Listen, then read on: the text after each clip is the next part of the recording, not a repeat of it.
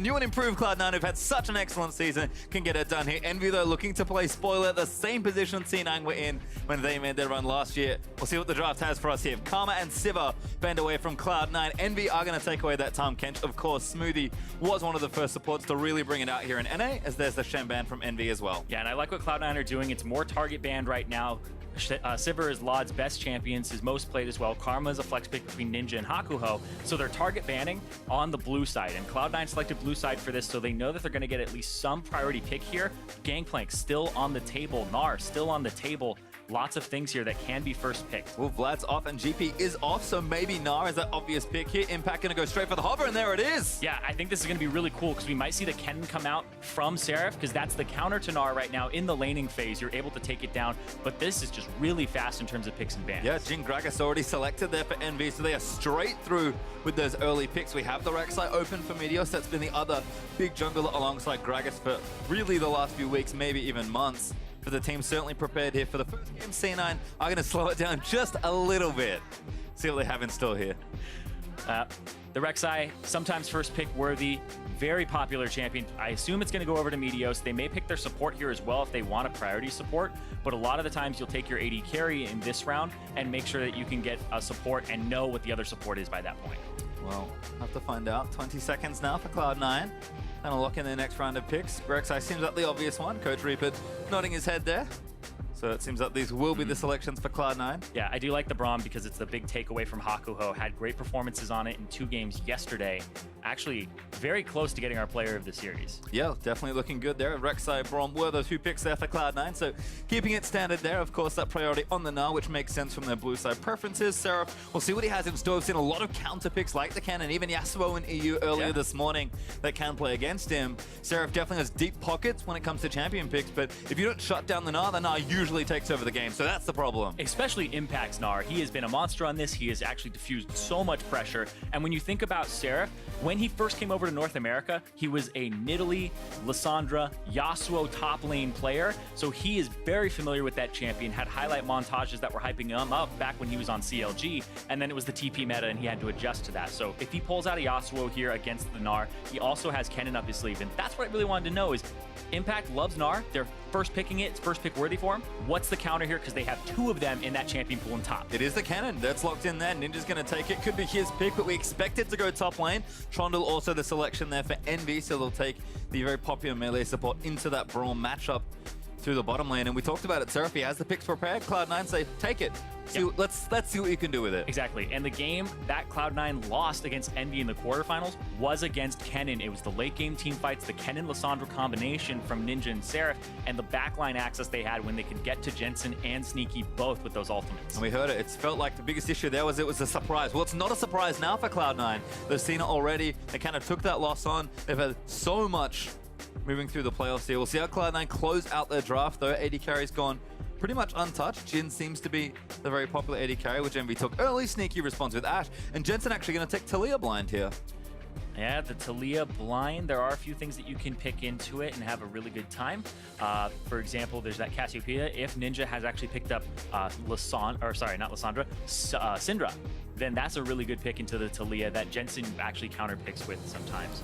So really interesting seeing this come out here because this is a very proactive team from Cloud9. They have the Ashe Arrow, they have the Weaver's Wall. You can go to top lane with Jensen. You can also go to bottom lane and have Sneaky even come mid. So these lanes, whoever gets ahead, will be helping the other ones out to get the whole team ahead. And that's the thing. It feels like a big emphasis on team play and teamwork here for Cloud9 with this comp. It's not just Jensen trying to smash lane with a Syndra and Snowball.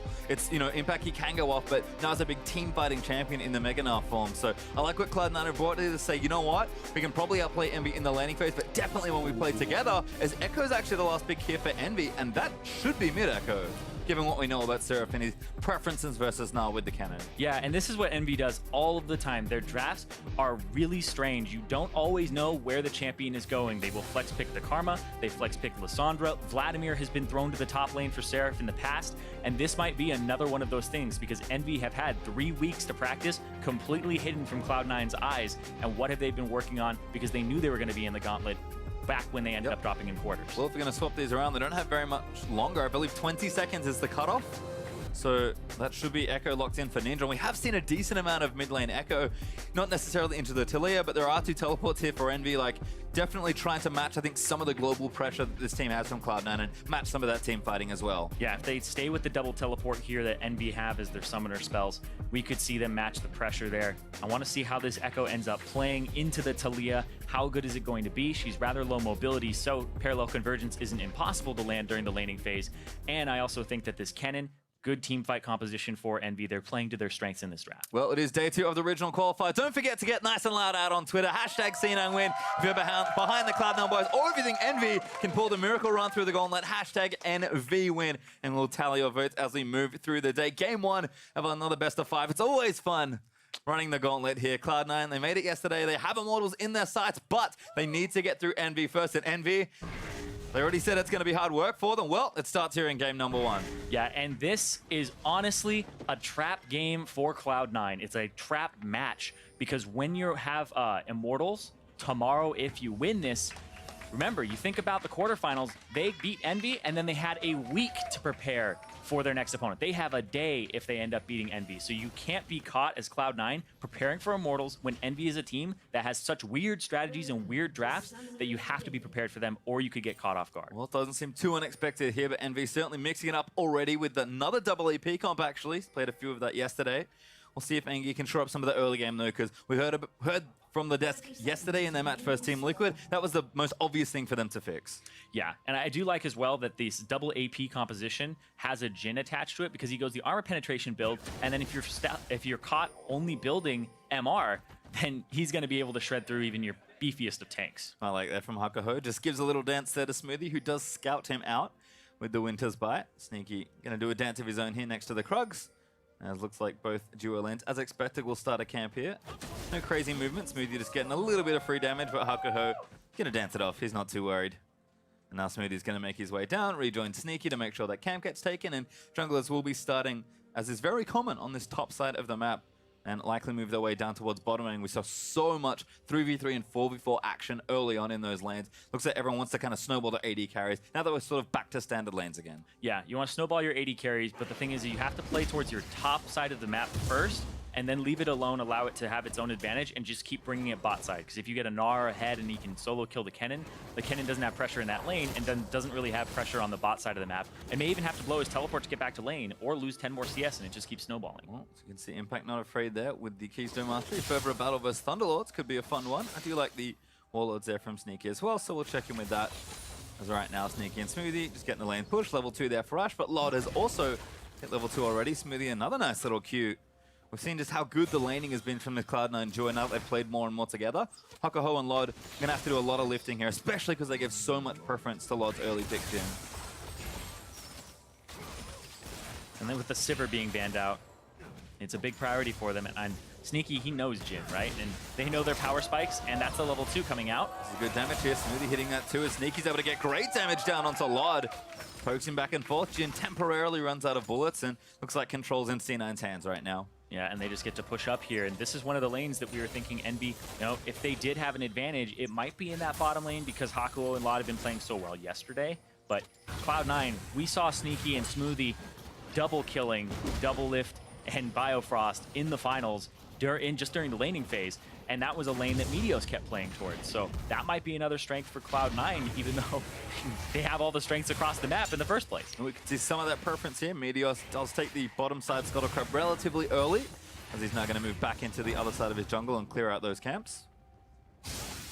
Meanwhile, the top lane, Seraph. Oh, this is going to be close. In fact, going to keep moving in there. Gnar going to proc some damage here. Seraph going to keep running in. Needs a stun, but Seraph flashes over and Impact stands his ground for first blood. The minions, you can't fight him in the minions like that. The Kennen is a great counter to the Gnar, but he just did not respect the extra damage there. I bet he's looking at his death recap like, hey, 100 damage from minions. Oh, Meteos smites right away as well. Jensen also here first, as that's a flash force from Procxin. Ninja couldn't make his way in to try and defend, and Jensen's going to do a little bit of damage. Thunderlord's Prox as he weaves an auto win, but Ninja going to turn it back around. Procxin, no flash, looking for this, but the slow's going to move down. Parallel convergence juked out of nicely, and Jensen survives a bit of 1v2 pressure. Yeah, and now Procxin has to give up his entire top half of the jungle. He can't check it right now. Meteos will pick that up, and they also know that the flash is down for Kennen. You think back to that fight, Impact didn't have to flash.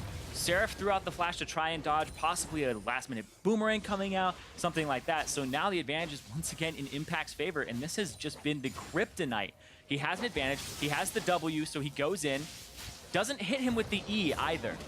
And then so he's lacking a charge, doesn't get the stun off, and it waits way too long. So Impact did a great job of hiding in his minion wave there. And Seraph, if he was going to flash, you flash with the E on, so you get that second charge, you get the W off, you get the stun off for 3 marks, and then you get the Q to the face. That may have been a kill if he had actually done that. You can see the letdown there on Seraph's face. It was such a close all-in. I feel like that happens a lot to Seraph. He's so good at dueling people. You mentioned his early champ pull.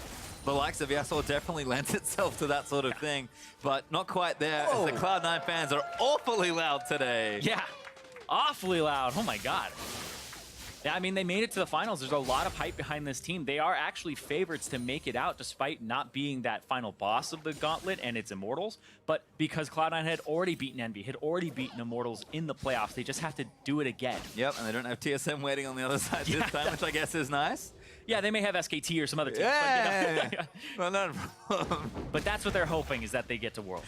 Well, that's certainly the goal here in Impact. Starting off on the right foot, he's been on fire all playoffs long, as Procxin will pay a visit to this top lane. Pink Ward should quell any sort of aggression. Impact going to play his way back in the mini Gnar form, so should be okay, as Jensen, pre-6, going to look for something in bottom lane here. There is a ward that he walks over and immediately walks back the other way as a result. Yeah, he's incredibly close to 6 if you look at his experience bar in the bottom left corner. That if he had walked into lane and a minion dies, he pings 6 and then the Weaver's Wall comes out. A little unexpected. Yep, you can see now level 6, so you were right. Pretty much a minion away. Tries to move Ninja back, but a nice phase dive over it actually. Jensen going to answer some back, but Ninja with a nice little trade zooms his way out of control. Yeah, it's actually a pretty good champion to play into the Taliyah, the Ekko. The more I think about it, the phase dive and the ability to just close the gap on a low mobility champion. Even the phase dive would get you over. Hold on, we'll talk about that in a second. Yeah, Impact moving for another solo. There's the Mega Gnar ultimate, and Impact just does it again. Ever since quarterfinals, Impact has just been an absolute beast. This guy has been solo killing so many people. It doesn't matter if your name's Huni, Seraph, Hanser. It doesn't matter. Impact sees the advantage, he takes it. And that's a double drones for Seraph as well, so that hurts a lot for that Envy counter pick in the top lane. Meteos also playing up here. Teleport used by Seraph. This may not be safe for Envy's top laner. Yeah, luckily Impact is going to back. Okay, so we're safe for now. He's safe for now. He can have a little bit of a respite, but his teleport is down. And one of the things about Kennen that you really want to hold on to is you want to get an early lane kill if possible, starve the Gnar, and then save your teleport so you can make a bottom lane play.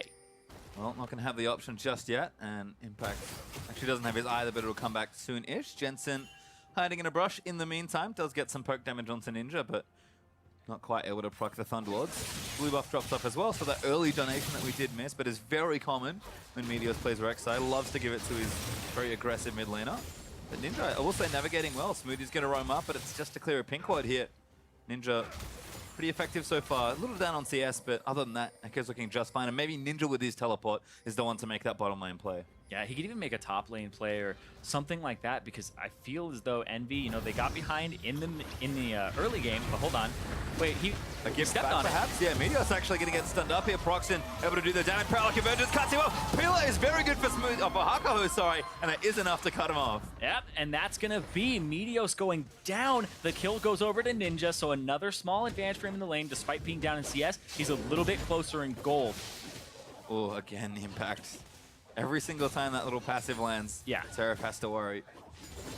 It's a whole lot of damage, and as Kennen, Hyper does magic damage, so you don't bring magic resist glyphs at all as Kennen. You bring magic penetration, so that you start with something like 17, 18 magic penetration in your runes, and then when you get Sword Shoes, you're sitting at like 30, so people who don't have any runes just get destroyed. And this is Meteos just being too aggressive. Procxin called him on it, put down the ward, and Hakuho is here as well. After a back, I believe, just roamed from the base there. Yeah, I'm just chilling out, but definitely in the right place there. They'll actually check back in with the bottom lane. Yeah, and you think about what happened with Meteos in the finals is a lot of people were saying, oh, he tilted after the Zac game, the Magical Journey, Jensen, a few missed skill shots, and that's something that C9 has to keep in mind is the mental resilience that they need to actually make it through this series, because if you have plays like that, and it's such a high-stakes series because you lose, you're out, well, can't keep having those plays. Envy, they may be able to take advantage of it. We'll have to see. Cloud9, I think, sticking together now, which is a little smarter. Going to try and take the blue buff. Impact, hungry for more blood. Back in onto Seraph. The ultimate is there, actually, from Seraph. So he's going to be okay. I keep hitting Pastry's cough button because it's right in front of me. I'm so sorry. Play-by-play goes out for a second. That's fine. I'll keep yelling. I'll yell into your mic. We'll figure it out. I'm going to just stand over here, far away from able to take this card right down for themselves.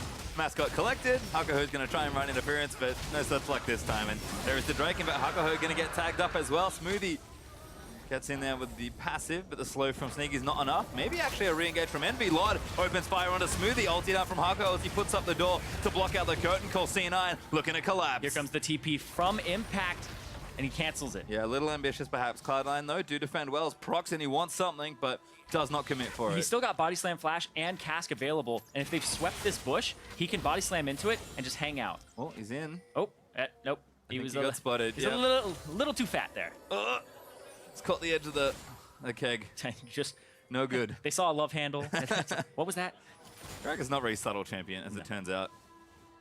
Well, that should leave Cloud9's duo lane relatively safe, but Lod and Hakuho not feeling too bad right now. Got the early Ghostblade components and a cull actually from Lod, so his farm will be okay. Sneaky though with the BF sword answering pretty much identically as far as early power goes. They're at it again for top lane. Yep, more picking on Seraph. There's the ultimate, but the knockup's not there from Meteos. Stuns are good, but Meteos flashes in. Impact Mega's in as well. There's another one. Meteos this time gets it. And Impact still got the stun onto Seraph with the double damage from the Gnar, and he flashed to the other side of the turret. It's just the orientation of his Gnar still slammed him into the turret. Some sick buffering there from Impact, whose mechanics have been so good looking all playoff run long, and it does continue in the best of fives as Impact once again out to a nice big lead. This is so crazy too, because if you think back to Cloud9, hold on. Smoothie with a nice ult, but they can't quite follow in. Hakuho now threat of getting stunned, but is going to be okay. Exhaust was burnt though from Envy as C9 working on this top turret, and it will go to Impact and Meteos. And they don't even give Impact solo gold.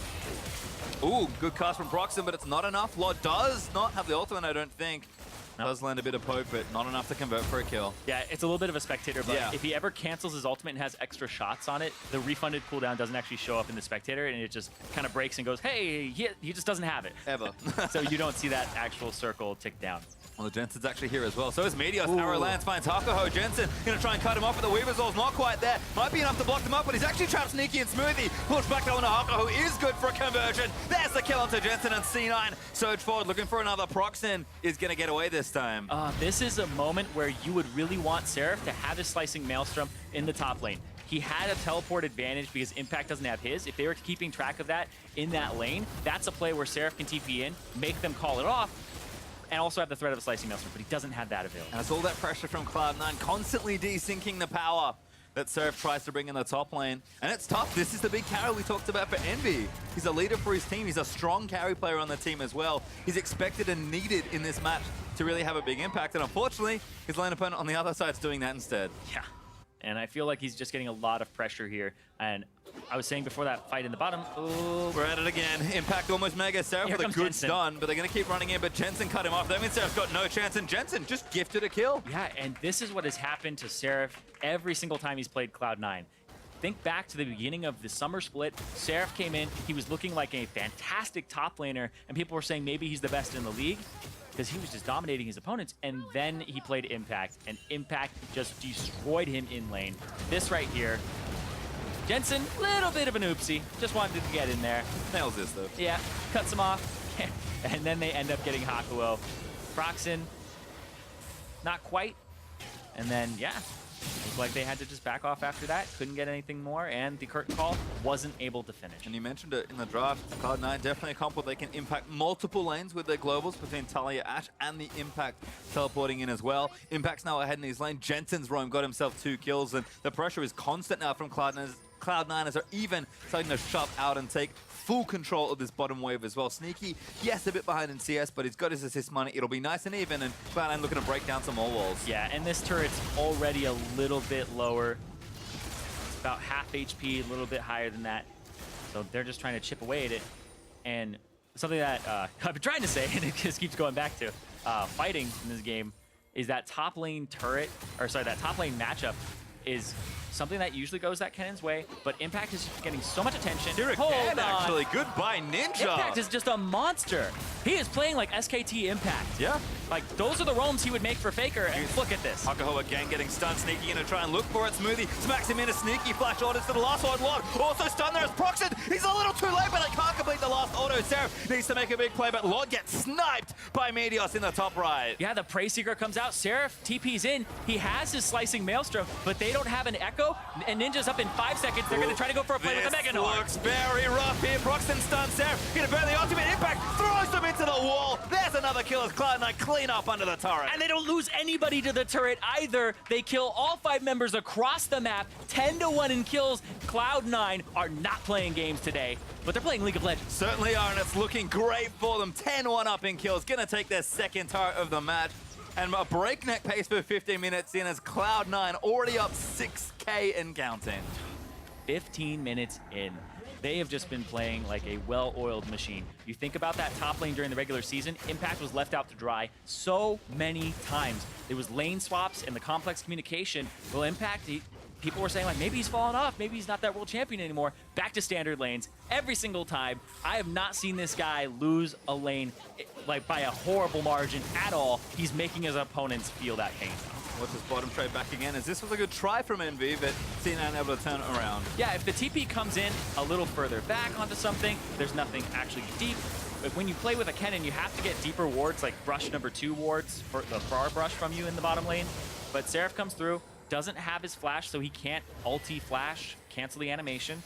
And then they just get picked off there. Ninja. Yep, no time to complete the replay as Ninja and Jensen are trading. Impact with a 1v2. Here's a real test as Procxin gonna knock him back. He's about to pop back into Mega, but he's doing the damage he can. He's now mini-sorry as he hops back over Procxin. 10, 1v2 from Impact as he takes one down. And now Seraph just gonna be left out. Impact's got a flash. Seraph, I believe, will go down here. And this Frozen Mallet is doing so much work. Flashes the Shuriken and outplays for a 1v2 double kill. Impact is absolutely incredible. He's getting such an advantage. Here we go again. Lord hops out of the way. Can't snipe him. Dodges the W. Impact can he get out of this one as well. Arrow not there, and there's no help forthcoming. Minions are going to do the and shutdown finally comes from Hakuho, but Cloud9 are taking mid. And Impact always knows he needs to get as much as he can before he dies. 2 kills, so much attention, gets the ultimate out of Hakuho and the ultimate out of Laud, and buys his team time to take down that last outer turret. Well, a blemish on the record now for Impact, but still fantastic play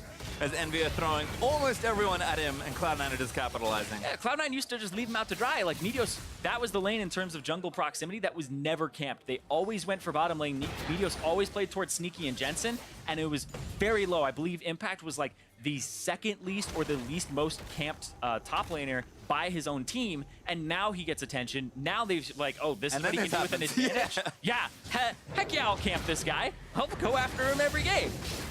Amazing play there. Turns around, jumps over Procxin for that 3rd hit, gets the kill, doesn't catch the boomerang there too, so that was something that was a little bit close. And because Seraph doesn't have the slicing Maelstrom, because he keeps using it in these dives where he's just trying to get a counter kill, and it's not working out. If he had it there, or if he had it that time that he had TP up before, then it would have worked out, but they're putting so much pressure on this Kennen. And again, he's drawing all the attention, and Cloud9 are making it work. 5-1-4 now for Impact, as Cloud9 have the outer ring felled as well. Big lead still as Ninja going to get shoved back in by Jensen, who's got 2 items built up pretty quickly here. Ninja doing okay with the Proto Bow early on, but the rest of Cloud9 are collapsing. Now it's Impact once again, ganking like a jungler, gets himself a kill. 6-1-4 for Impact. He is... I'm trying to have to pull up a thesaurus here. Yep, we're running out of hyperbole. Yeah, exactly. Running out of hyperbole here, but he is just playing fantastically. This is incredible. You would not have thought within the last few weeks of watching Cloud9 that this guy who was playing like Maokai and all these tanks and stuff is going to be this monster in playoffs. Well, looks like Ripto is getting taken while Impact is a bottom laner apparently. I think he's got 3 members on his tail once again. Alrighty. 1v3? Let's go. Nice him in there. Didn't have it last time. Gets himself exhausted and the pillow's going to slow him down. Impact going to have to try and hop his way out. And I don't think he's got enough for this particular play. Kennen will grab the shutdown. He does buy time for his team to pick up the Rift Herald, and then they start pushing that down the top side of the map. Rift Herald does go over to Meteos, and we'll see if they can get this turret, but he bought so much time on the bottom side of the map. So I guess for hyperbole's sake, we can't call him a god because he's not immortal. But he does do a damn good job. Well, this tower actually should go down as well. C9 more than enough damage. It's actually a nice wall going to cut him off. Ninja has to phase dive through it, but he gets knocked up. Ults himself back, but that's not where he wants to be. Stun's going to land. The Protobelt's not enough to get him out to safety. And Sneaky going to grab that one. As Lord firing a couple shots back in, but Meteos happy to tank them. And it just keeps getting worse and worse. We talked about EnVyUs early game needing to be good here. Cloud9 are trying, hey, we've got a great early game. Yeah, and I'm looking at the builds here from Envy. It's really hard for them to catch up. Kennen is a champion that needs to stay a bit ahead of the curve, and that's why there's a bit of the power budget put into his laning phase where he can punish the enemy and stay ahead. But when you're sitting on Protobelt and now you look at your enemies and they've already got GA on the RekSai, they have an Abyssal Scepter, they're building magic resistance, you have to go for a Void Staff second, and you don't want to do that. You want the Rylai's Crystal Scepter, and you want your mid lane to build something like an Abyssal Scepter for you so that you both get the magic penetration and it's doubly effective here. But Ninja's going for the Lich Bane, possibly for a split push build, I would assume. Impact busy split pushing on his own. He's actually still claiming Dominion over bottom lane here. Lord is trying to get what farm he can, but not particularly safe. 1v1 versus the massive Gnar. Blue buff going to go over to Ninja. He's able to dive his way over. Does phase dive to make sure he collects it. And Cloud9, I mean, they're just methodical here in how they're taking away the rest of the map. They've nailed Seraph with a beautiful CC chain, and he disappeared. He didn't even move from his spot.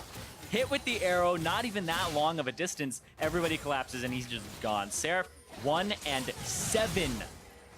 And you talk about Cloud9, you know, maybe even just playing the series a bit here. Seraph, we know, is a huge anchor for his team and needs to really go off in the series. This is not the way you want your momentum to start off here if you're a Seraph. 1 and 7. It's not just that he's, you know, fallen behind and had some moments where Impact's able to take advantage. Like, he's straight up getting bullied now, and that plays not just into this game, but the rest of the series as well. Yeah, and he's somebody who's a big kind of shot caller for the team, big leader, and if you put him behind, then, well, he can't make those TP plays. He's more hesitant. Look at this. Needs that confidence. The C9 just going back in again. That's a wraparound from Meteos, who's tanking it up. Seraph makes the big flank and maybe make something happen. Lot actually able to get the kill as Kennen snags up the other. C9's duo will fall down, and a misstep finally is punished by Envy. Yeah, dual lane goes a little bit too far forward. Jensen with the Weaver's Wall on the backside. But are they still trying to fight here? Because I feel like you have to give up this mid turret. Quack's got ulti, but he does need to go mega. Meteos is here. I think C9 fancy their ways through here. Lord gonna get kited around. Impact with a good flash gets himself out. EnVyUs actually chased off this turret as Seraph Protobelts forward and stuns up Impact. But there's the Boomerang gonna proc in that hyper, and now they'll move forward. Seraph gonna go down Meteos with a huge flash, gets it back in as well. C9 gonna make the 3v5 dream happen here as Impact knobs one in. Ninja straight into the wall, flashes out, but Ninja, I'm not sure that's enough. Needs a few more shots. Prey Seeker looking, Meteos still threatening, and Lod's actually now under fire. Gonna be okay, but Cloud9 turn it around. Yeah, Impact was camping Ninja's ultimate, making sure that when he came back, yeah, there's a wall up here for you, but man, taking out 2 members, taking out the jungler as well. Baron on the table, 22 minutes in. Well, it's enough for this at least. Cloud9 once again turn it around and convert their pressure wonderfully in this particular series. This Baron will fall, and Cloud9 will officially go up 10,000 gold in this series. Hakuho, make that 1 true damage pillar count. Can't do it. Smited away by Meteos as Cloud9 claim the Baron. This has been an insanely fast game. 22 minutes in, as many kills as there are minutes. So this is just a fast-paced game for both of these teams. Whereas Cloud9, they were actually on the lower side of cumulative kills per minute in their games. They were always the late-game team coming into playoffs. They had an opposite style of Immortals, but it seems like they've really picked up their pace. Well, certainly been looking great here in the first one as Drake is up as well. If Cloud9 fancy themselves yet another objective. 4 turrets down, so still some tier 2s to work on, and Envy have kind of reasonable patches of their base to still defend. Certainly rough though, as Envy just haven't quite found the angle for a flank or the right engage with Procxin and on Ninja, or the right pick perhaps with the Trundle Jhin combo. Ocean Drake going to go over to Cloud9 as they'll compound those advantages, and looks like we're going to run it down mid lane as Impact still pushing in the bottom lane. Does have TP if he needs to. Everything set up here for Cloud9. Yeah, and oh, may have been spotted there, and now Jig is up. They have to go do something. Impact is pushing that bottom lane. Nobody can answer. What are you doing? Jensen always got so sneaky. And Seraph actually does get it. Ninja gonna fall down, but Seraph I think in trouble here as well. Jensen still taking 5, but Meteos got a double in and amongst the mess. Another one goes over as that's the shutdown for Jhin. Now Smoothie gonna get chased down as well. Impact did not join, and Cloud9 pays for it. Meteos, fancy feet needed. There's a tag. Needs to pop the GA. Just out of range for that last bullet. Jensen is literally trolling right now. What was that wall? He just throws it out and he cuts off his team. Oh, man. And this mid turret, Envy, they don't even put pressure on it because Impact is now just buying so much time. And he walks back through the mid lane. Proxying away, it's fine. Oh, Lord. Well, Impact didn't make it to the fight, but yeah, we'll still make sure the game stays so safe. He's got a really good game sense as well. This here, throws that out, sees them all. And then, all right, I guess we're gonna 5v4. Impact is still pushing. This is one of the things, and woo! Bops himself and Smoothie off to the other side. And then Seraph gets backline access for the first time in the entire set. And Meteos has to get out of there. Jensen is in the front line now because he really wanted to make up for what he had done in the fight and try to get a piece of it. But yeah, they get everybody except for Meteos and Impact. Well, nice little answer back there from Envy. Much needed goal. As they trade a few kills back and forth and come out ahead in the team fight. Certainly have a lot more of those required though if they are going to catch up in gold, but all they can really do right now is weather the storm that Cloud9 have brought to this first game. And I think Cloud9 maybe a little too hyper after the early pressure of the game, so looks like they'll probably try and close things out a little more methodically, or maybe not. Maybe they'll just go crazier and dive some of those turrets. But Impact staying solid here in the bottom lane. Oh, this is just for Impact and Seraph, by the way. That's a lot. That's a 3K gold difference. He's a full item up. Even more, 3 levels as well. It's just ridiculous. And it's not even that, and I probably said this a few times about when Impact is up against somebody. It's not that he's so ridiculously far ahead of the game. Like you look at Jensen's level 16, it says lane opponent is way behind the game. Seraph is lower level than his jungler, his AD carry. Seraph is basically a support Kennen right now. He does have a little bit more gold though. I mean, he's kind of done that in the build as well. It's very kind of haphazard. Yeah. Proto Belt plus Void stuff. This is what he needs. Yeah, it's what he needs though. Like Kennen's builds are usually a little bit oriented around having as much damage as possible while remaining utility.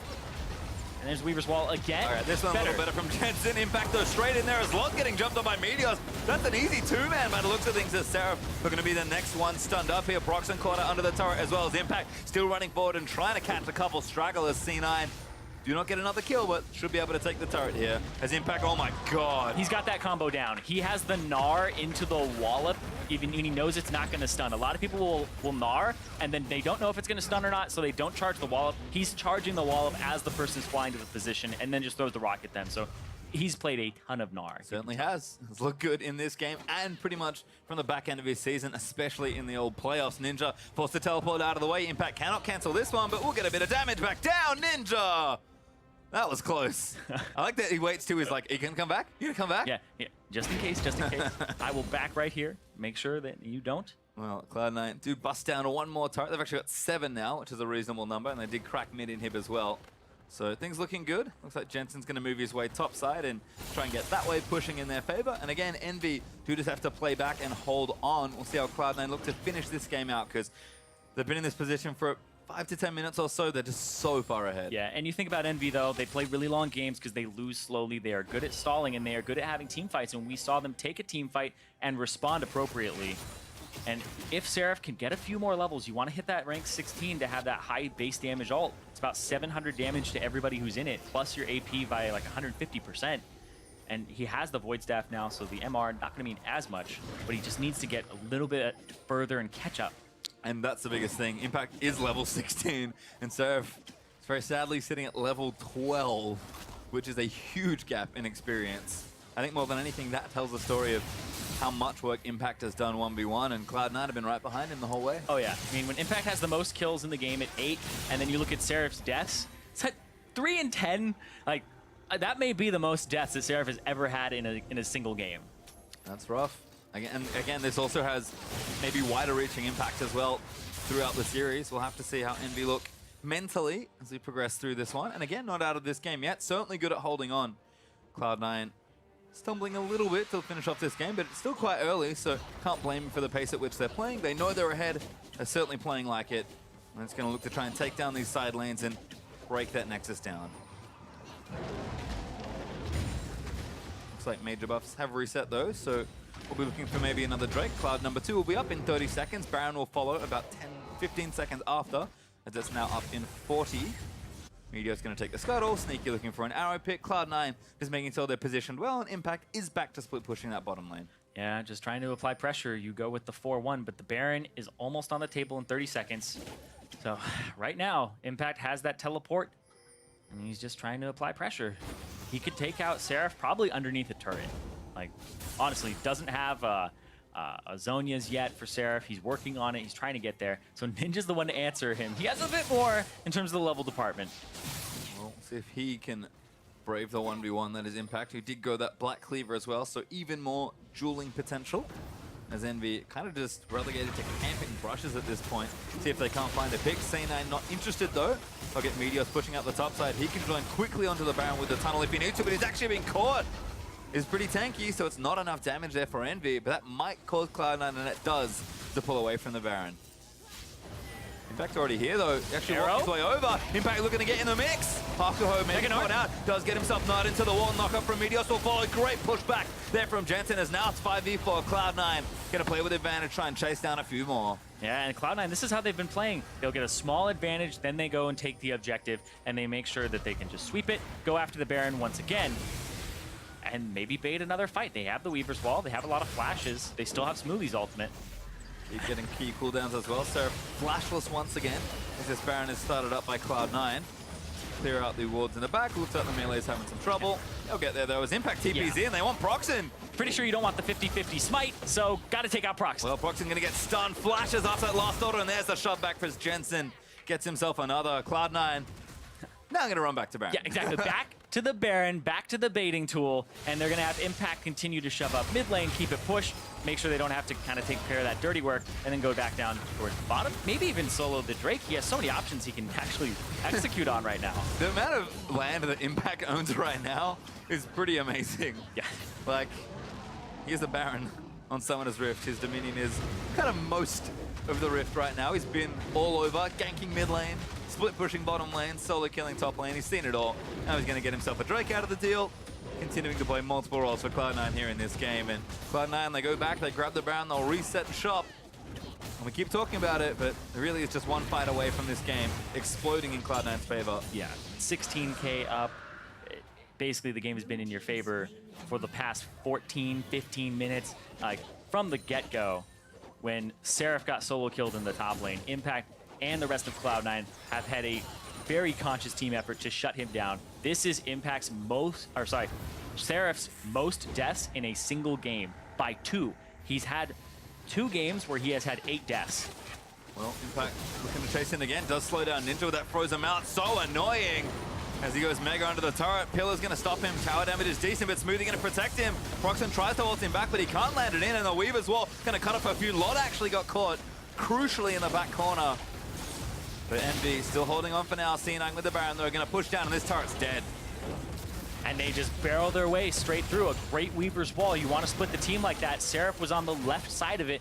No access to an actual counter play. And now without that turret, oh, Meteos flushes in again. Seraph going to go down one more time, and Smoothie claims it. And Cloud9 still looking for more. Ninja walks through the minefield and is forced to ulti out instantly as Lod. Ulti's down, but he's only hitting tanks in the front side at this point. Ninja going to get himself chased down as Impact accidentally autos the inhib. And Impact's going to keep chasing. He's almost mega in again. He flashes out from under, looking for another outplay. Lod, he wants it, but he's not going to get it. Meteos goes legendary as he takes out Lod. And Cloud9 might just look to push it in and end. And look at that, Seraph with the most deaths in his NALCS career. Envy against C9. Records just keep getting set. That one, and last time they played in quarters, Jensen got the kill record. Well, certainly looking good for game number 1. Cloud9 going to claim a Nexus and take the first one in our best of 5. Brutal game 1 for Envy to try and weather. Brutal is a great word for this, but it still seems like an understatement. When you have to play that matchup top, you flub it in something that's a counter matchup early, you get destroyed by minions, and then you lose your flash, and you just get punished over and over again. Your captain is out of the game from the get-go. And you could see it instantly in that first reaction we got from the player cam. He just sunk in his chair. It's kind of a death sentence as Kennen. You don't have your flash, so you can't make a bottom TP flash play. You can't really make a counter play either, and you didn't even get Impact's flash, so he's able to use it the next time he has Gnar available, and it just was absolutely brutal. Impact saw those small advantages, and he just kept pressuring. He kept calling Meteos at the right times, and Jensen. And like Seraph, that is one of those games of League of Legends where you just want to quit, go do something else for a bit, come back to the game, but he's only got about 10 minutes before he has to get back on that rig. And that's going to be a crucial 10 minutes. We'll see if Envy can reset, but we're going to pass it back to Dash.